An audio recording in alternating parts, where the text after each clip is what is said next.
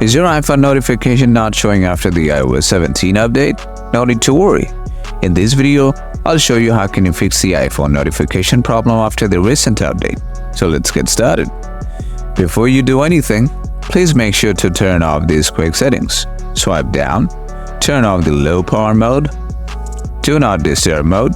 After that, follow the main troubleshooting processes. Method 1. Check notification settings. Open settings, tap on notification, scroll down, tap on any app that you are having issues with, and ensure to turn on allow notification.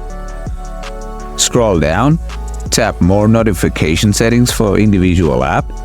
Make sure to enable all and tap reset notification. Method 2. Turn off the restriction. Open settings, scroll down, tap screen time, tap content and privacy restriction. Make sure to disable that. Method 3. Reset all settings. Open settings, scroll down, tap general, scroll down, tap transfer or reset iPhone, tap reset all settings, but make sure this will reset all of your settings and will back to default values. Tap reset all settings again. This is how you can fix notification not showing after the iOS 17 update. Now if you still have any problems, please let me know in the comment section below. Thanks for watching.